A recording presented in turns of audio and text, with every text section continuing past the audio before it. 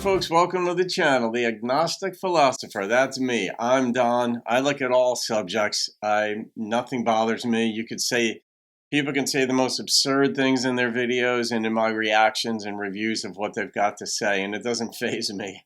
I don't go along with it. I wouldn't turn around and espouse something that I think is absurd, but I can consider anything, whether it's theistic, atheistic, anything. And I was a philosophy major at Rutgers, and back quite a while ago, but I haven't given up my proclivity for learning and assessing arguments, including my own. That's one of the first things you learn as a philosophy major.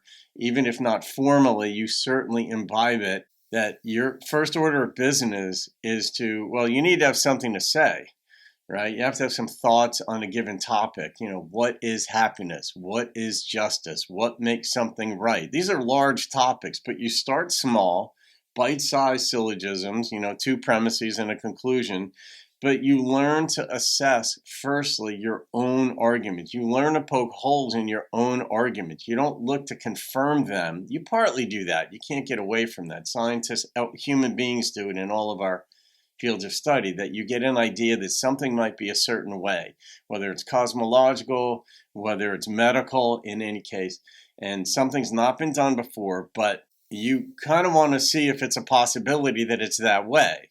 But you always keep in the forefront of your mind that you might be wrong, that you've got to look for the errors in the ways in which you're going about things, which always involves the way you're thinking about things.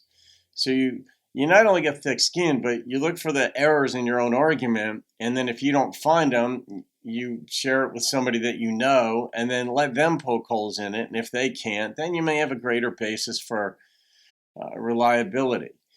In this one, we're looking at Richard Dawkins and why he won't debate William Lane Craig. And Dawkins used to debate a lot, or he'd present, his atheistic, or he was really an agnostic in this regard, where he said, I can't disprove God. Nobody can, but I just don't see evidence for him. So if there is one, great. I saw an interview where he said that, if there is a God, then that's the way it is. I just don't have a basis for it now.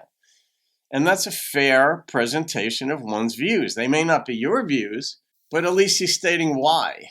Yeah, and that's a fair representation, and you can't gainsay that. If somebody says, I don't believe a given thing, they're not saying it's true. They're just saying, I don't believe it. Who's the most formidable debate opponent that you have had in your career that you can think of now on this question of God's existence? I don't think there are any. No point in a debate where you're sat there getting ready to get up and give your 10-minute rebuttal while they're speaking, writing your notes and thinking, oh gosh, what am I going to say to that? That's a fair point. I don't think so. I don't want to sound arrogant. It's not that I've got great points. It's just that I don't think there are any good points to be made. The sort of professional debaters on behalf of religion, people like William Craig, I have no time for him. He's got this sort of loud, rather pompous voice. He says, premise 1, deduction 2. That's like Hitchens. Hitchens on the other side of the fence. Hitchens does that sort of pompous way, but I can't stand pomposity. I hate it. I don't care who's presenting it. Things like that. And the audience, I suppose, is supposed to be impressed. I feel such contempt for him because of what he says about the Israelites slaughtering the Midianites. Instead of saying what any decent theologian would say, well, it never happened. This is just Old Testament story. He says, well, the Midianites had it coming because they were so sinful. And then if you worry about the Midianite children who had their brains beaten out of them, that's okay because they went straight to heaven. That finished him off as far as I was concerned. Fair enough. When I ran in a fundamentalist Christian circle for a few years, 30 years ago or so, that was the perspective that, sinful folks, God had to wipe this stuff out, had to get rid of them. But my perspective back then, and it was that of many of the folks, and I still see it, whenever I'm watching a special today on Scientology or LDS folks who are hardcore into their beliefs, there is this view that out there is the world, and it's evil and it's bad. So whatever happens to them, they deserve it. And if God did it to them, that's even better. We, of course, are the right ones. We, of course, are the correct ones. We, of course, are the ones going to heaven in a special bus. But the view here, like Dawkins, it really does come from a place of compassion.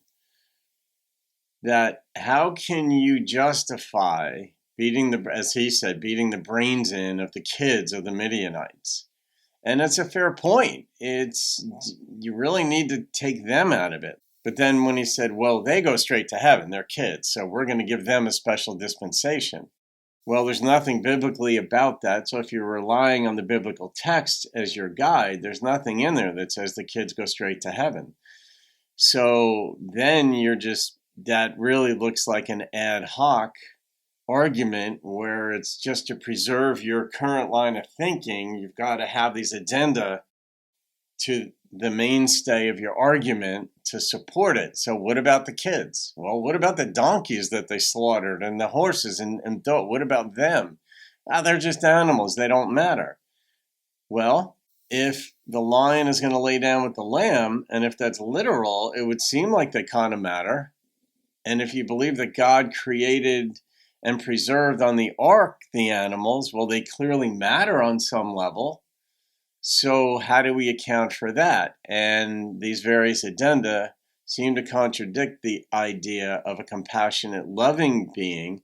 And that's what Dawkins here in the end of the argument was saying, that how do you justify that? As a man of God, he's not referring to William Craig as such, but as a theologian, believer in God, believer in Jesus, believer in justice, this heavenly sense of heavenly justice. How do you justify that? But he started out by saying he doesn't much care for the pomposity, which means we can't even debate it. I'm speaking that which is correct, that which is unassailable, that which is true. And you can't be friends with a person like that, because they cut you off in a heartbeat, even if you tried, because they have this view of their thought processes and metacognition that they've gone through everything just so. Every piece of their argument makes sense. The beginning premises are rock solid, and everything I've built upon it in my thought schema, and I don't mean that pejoratively, but just in the development of one's thinking, that I'm right. I'm just right. Every part of this is right, and here's what. Premise 1, premise 2, premise 3. Now, I was a philosophy major. I studied formal logic. You do these sorts of things. And symbolic logic and all this. And arguments just boil down to syllogisms. And when somebody comes at you with premise 1, premise 2, it's like, okay, let's look at how you got to premise 1 then. And that's where a lot of folks don't want to get to. How did you get to the idea of premise 1, whatever it may be? If it's the Bible is the Word of God, we need to discuss that. If you're considering that to be unassailable, or that the Bible is perfect, or that the King James Version of the Bible especially, that's a favorite one, is perfect. That's the one version of the Bible that's perfect. The other ones aren't. God saw to it the King James Version would be preserved, but none of the others. Those could be, corruptions. Then if that is your premise, we need to discuss your basic premise. And you at least have to be willing to support that. And yes, it's inconvenient. Yes, it can be tedious. Yes, the questions that come your way are problematic. Paul didn't like questions. The Apostle Paul didn't like questions. He said, don't give yourself to philosophy. It only yields more questions, which is kind of funny or ironic, because Paul himself is very well known to have been into Greek philosophy. So, and that's not just conjecture, that's just based on his writings. And you can see some of what is said in the New Testament. It's startling, the similar language between him and the Greek philosophers.